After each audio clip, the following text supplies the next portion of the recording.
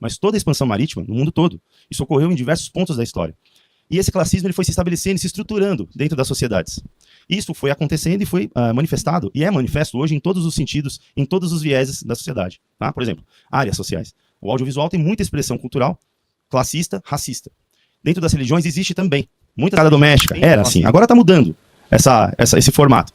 Mas ficou muito tempo. A minha infância toda, eu tenho 42 anos, a minha infância toda, as novelas que eu assisti, que a minha família assistiu, sempre teve reflexo da sociedade, esse racismo estrutural. Agora, falar que não existe racismo estrutural é a mesma coisa que negar a exploração um sincretismo religioso. Só foi imposto pelo cristianismo. Já chegamos quase na metade do tempo. Desculpa, pastor, me perdoe. Eu gostaria de... Imagina. Não, informações bastante importantes. Por favor. Eu gostaria de colocar o seguinte. Primeiro, vou tocar no cristianismo, que não é o ponto aqui, depois eu vou pro racismo. Mas tem uma certa correlação, entendeu? É um povo absolutamente mestiço. Essa é a nossa riqueza. Isso é um indício verificável de que nós não somos estruturalmente racistas, porque se fôssemos, nós não nos misturaríamos.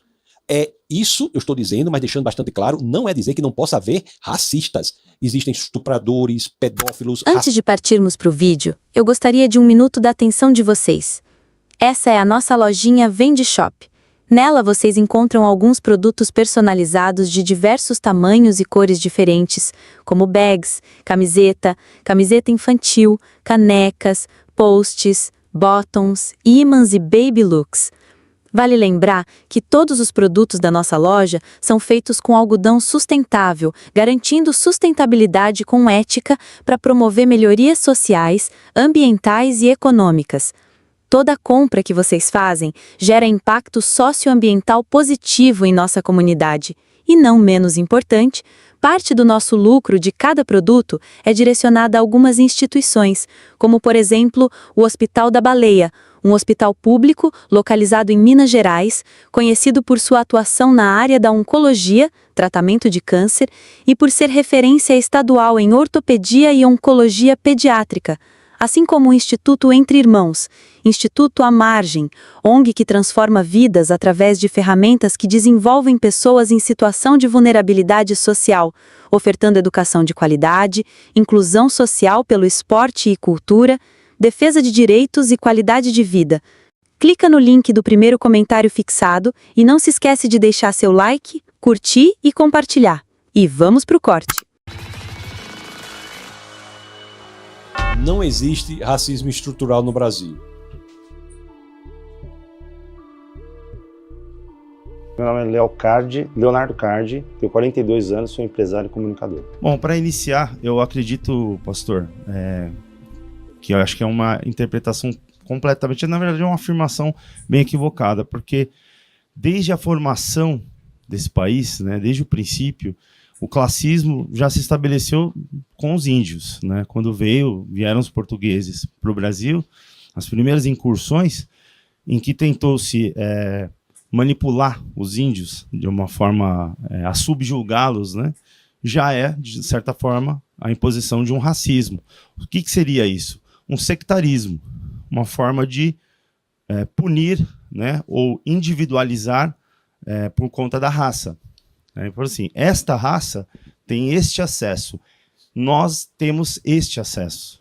Isso já é, de certa forma, um classismo sendo estabelecido já no primórdio aí das incursões portuguesas da exploração. Não só da exploração dos portugueses no Brasil, mas toda a expansão marítima no mundo todo. Isso ocorreu em diversos pontos da história. E esse classismo ele foi se estabelecendo e se estruturando dentro das sociedades. Isso foi acontecendo e foi manifestado, e é manifesto hoje em todos os sentidos, em todos os vieses da sociedade. Tá? Por exemplo, áreas sociais. O audiovisual tem muita expressão cultural, classista, racista. Dentro das religiões existe também muitas religiões que têm classismo e racismo.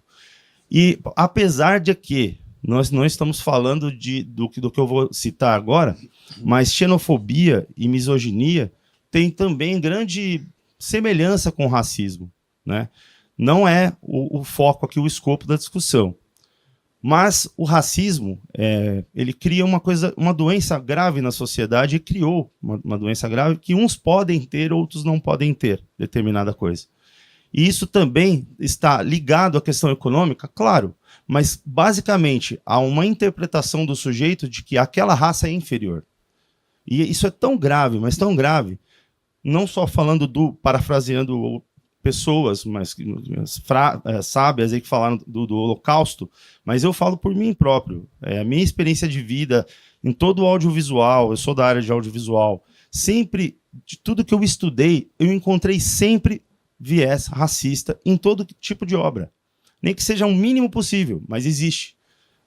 Por exemplo, dentro da TV brasileira, as novelas, né? Vocês devem saber do que eu vou falar. Os negros, né? Sempre são os serviçais, os criados, né? Sempre a empregada doméstica. Era assim. Agora está mudando esse formato. Mas ficou muito tempo. A minha infância toda, eu tenho 42 anos, a minha infância toda, as novelas que eu assisti, que a minha família assistiu, sempre teve reflexo da sociedade esse racismo estrutural. Agora, falar que não existe racismo estrutural é a mesma coisa que negar a exploração dos povos originários, que são os índios. O genocídio que foi cometido no princípio das incursões marítimas aqui no Brasil, principalmente na catequização. Foi a imposição da religião cristã para que os índios trocassem a sua matriz de crença por uma matriz embranquecida da Europa, que também não faz sentido. Por quê? Em suma, se existe uma matriz já religiosa pré-estabelecida, assim como há milênios nessa terra, por que impor uma religião contrária à crença daquele povo? Por que não caminhar de forma, como é um termo próprio cunhado pelo próprio papado, né, pela Igreja Católica, ser ecumênico, respeitar as diferenças religiosas?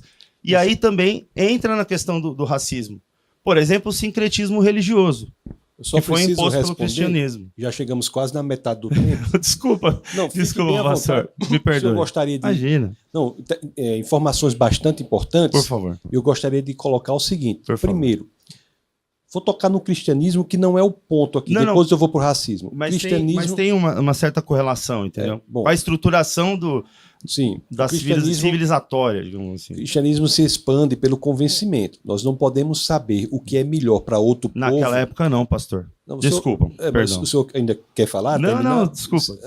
Posso falar? Pode, por favor. Então, o cristianismo se expande pelo convencimento, inclusive contra as armas.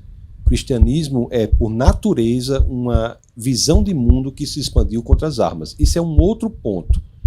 E quanto a nós aqui no Brasil, nós demos uma solução pacífica à tensão racial chamada mestiçagem. Nós somos um povo mestiço. Eu, quando era criança, na escola, eu estudava assim. Nós somos um povo mestiço. Hoje em dia não se ensina mais isso. A mestiçagem é um tratado de paz à tensão racial. Qualquer lugar que eu vá do Brasil, e aqui se repete a mesma coisa, eu olho as pessoas aqui que estão aqui, tem todas as cores. Nós temos uma beleza impressionante. E por isso que no Brasil nós tivemos oportunidades que muitas vezes outros países não tiveram. Vou dar um exemplo de uma oportunidade dessa específica para o senhor. Nós tivemos um presidente da República Federativa no Brasil quase 100 anos antes de Obama nos Estados Unidos, Nilo Peçanha. Em 1910 nós tivemos um presidente negro no Brasil. O patrono da literatura nacional é considerado um negro, Machado de Assis. Muito bom, professor. Muito obrigado, viu? Você quer vir, irmão? Venha. Você é bom no tema aí? Meu nome é Ramon Ortiz, tenho 38 anos e sou artista e historiador. Ramon, aí só continuando o que eu estava falando. Então nós tivemos um presidente negro no Brasil em 1910, Nilo Peçanha. Isso é um fato importantíssimo. Nós tivemos, por exemplo, o patrono da literatura nacional é Machado de Assis, considerado um negro. Até mesmo a Igreja Católica, eu acho interessante, que ela tem várias representações de Maria, como você sabe. E aquela que é considerada padroeira é uma negra. Então nós somos um povo absolutamente mestiço. Essa é a nossa riqueza. E isso é um indício verificável de que nós não somos estruturalmente racistas, porque se fôssemos, nós não nos misturaríamos. Isso eu estou dizendo, mas deixando bastante claro, não é dizer que não possa haver racistas. Existem estupradores, pedófilos, racistas, existem loucos, mas estruturalmente não há racismo, porque nós demos a questão, a solução pacífica, que é a nossa mestiçagem. Então, o senhor parte de pontos, de exemplos pontuais e pessoais para explicar algo que aqui é estrutural. Quando se fala do Nilo Peçanha, por exemplo, você está pegando um exemplo de um indivíduo que teve um destaque social, mas que não reflete a realidade da sociedade como um todo. O senhor é uma pessoa muito inteligente, né, deve conhecer a história do Brasil e sabe que nós passamos por um processo de 400 anos de escravidão, né, de um povo que se diferenciava justamente pela questão racial, pela cor da pele. Há um tema... Só deixa eu finalizar, daí eu porque haverá um tema sobre isso, tá, bem beleza. específico, Perfeito. só isso. Aí, depois desses 400 anos de escravidão, quando houve, né, a abolição da escravatura, esse povo ele não foi integrado na sociedade, né? Inclusive, houveram leis, como a lei de terra, que fez com que esse povo impedisse acesso a terras e trabalho. Existia, por exemplo, a lei da vadiagem, onde pessoas que não tinham trabalho, emprego, elas eram submetidas à prisão, né? E é óbvio que quem não tinha trabalho e emprego naquele período era justamente as pessoas que tinham sido escravizadas, tinham sido libertadas e não tinham recebido nenhum tipo de amparo estatal para ingressar na sociedade. Inclusive, muitos teóricos e intelectuais eugenistas da época, né, a gente está falando do fim do século XIX, início do século XX, defendiam o embranquecimento da população, trazendo, né, imigrantes europeus para ocupar vagas de trabalho aqui no Brasil, né? E esse embranquecimento da população ele iria acontecer tanto pela vinda de imigrantes europeus, quanto pela mestiçagem que você está defendendo agora. Existia, inclusive, intelectuais que acreditavam que depois de um certo número enfim, né, de cruza entre raças, né, a raça negra iria desaparecer do Brasil e iria ficar somente brancos aqui no país. Então a mestiçagem ela também foi utilizada como uma ferramenta de embranquecimento da população brasileira. Qual é a porcentagem de negros no Brasil? Qual é? Ficou bastante claro que... Qual é a porcentagem de negros? Não sei o dado, mas só deixa eu falar. O senhor está dizendo que a mestiçagem embranqueceu a população brasileira? Não estou dizendo isso. Eu estou dizendo que existia uma teoria eugenista no início do século XX que acreditava nisso, mas que se mostrou falsa. Isso. Agora eu te pergunto... Deixa eu fazer a pergunta. Então, o senhor acha que depois de 400 anos de escravidão, onde a população negra não teve acesso à sociedade, não foi integrada na sociedade, essa população passou por um processo de embranquecimento através desses intelectuais eugenistas, e aí o senhor acha que mesmo depois de tudo isso, não deixou nenhum tipo de herança na cultura brasileira e nas instituições brasileiras que desde então são capitaneadas por pessoas brancas, né? Deixa eu responder. Com pequenas exceções que você, inclusive, levantou, mas que são uma exceção dentro de 500 anos de história do Brasil. A escravidão não tem absolutamente nada a ver com a cor da pele. Isso é um outro tema. Você sabe que a escravidão sempre houve, é uma chaga terrível da humanidade. Sim, mas aqui no Brasil, né? Deixa eu responder. Trazer o nosso recorde. Então, se quer falar do Brasil especificamente, claro. Os negros que foram escravizados pelos portugueses, os negros, escravizaram os portugueses do século XV ao XVIII. A escravidão brasileira se deu do século XVI ao século XIX. Antes disso, portugueses já eram escravos dos negros do norte da África, os piratas berberescos, os piratas da Berbéria. A escravidão é uma coisa horrível, é tirar do ser humano a dignidade, tratá-lo como coisa. O erro está em achar que isso tem a ver com a cor da pele. Não tem absolutamente nada a ver com a cor da pele. Negros escravizam negros, brancos escravizam brancos, brancos escravizam negros e negros escravizam brancos. Aliás, o nome escravo vem do nome eslavo. Claro. O nome escravo vem do nome... Não, deixa eu falar. Porque você não está respondendo a minha pergunta. Eu estou perguntando... Não, é que assim, o senhor está falando sobre a escravidão. Você não falou da escravidão no Brasil. E no Brasil ela tem um recorte racial. Mas não tem a ver com a cor da pele. Independente, no Brasil tem um recorte racial que deixou uma herança. Deixou uma herança. Mas não foi... Não foram brancos escravizados no Brasil, foram negros. Esse processo de escravidão deixou uma herança cultural para o Brasil cor da que pele. se chama racismo estrutural. São povos que escravizam outros povos. Perfeito, mas no Brasil foi o povo branco. A gente tem que combinar assim, um fala, o outro escuta. Eu escutei o senhor falando. Mas aí na sua análise, na minha eu estou respondendo perfeitamente. Na minha análise eu estou respondendo exatamente o que o senhor perguntou. Pode ser que o senhor não esteja satisfeito com a resposta. Já é uma outra questão. O que eu estou lhe dizendo é que a escravidão não tem nada a ver com a cor da pele. E existia no Brasil, inclusive, escravos brancos. O que eu estou dizendo é isso. Tem nada a ver com a cor da pele. Estou dizendo que a mestiçagem é natural, tanto que tem aqui famílias aqui, porque eu estou dizendo que tem famílias aqui, porque tem em todo canto do Brasil, em que tem pessoas das mais diversas tonalidades de pele que são casadas. E essa é a nossa beleza. Essa é a nossa identidade. Nós somos um povo mestiço. Nós somos um povo que superamos as diferenças. Nós somos um povo que nos misturamos e criamos uma cultura belíssima, única, uma cultura inigualável.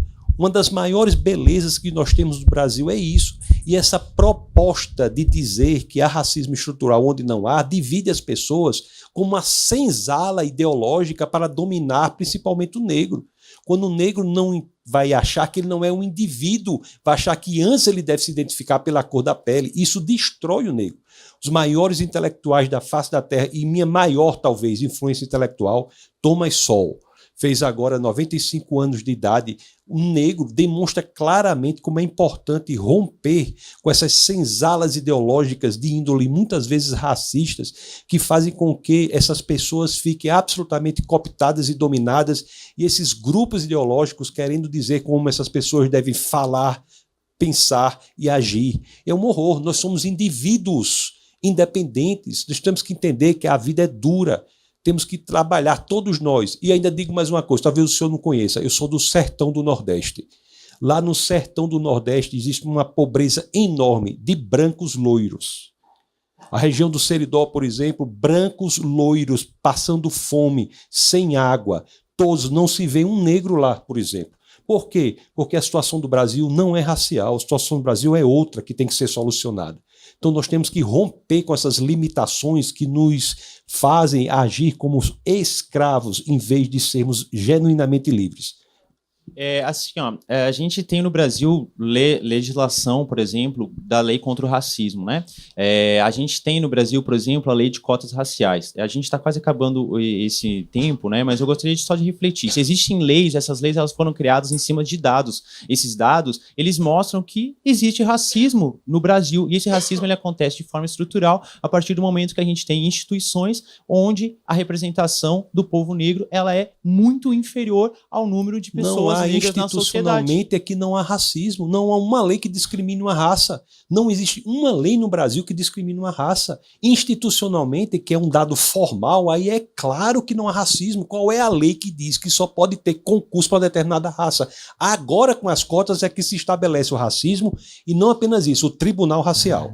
Mas aí, meu amigo, é por causa de uma questão de informação e acesso às instituições. Por isso que a gente precisa de cotas, porque se não fossem as cotas, o acesso à universidade pública, por exemplo, iria ser dominada por estudantes brancos de escola privada. Nunca foi.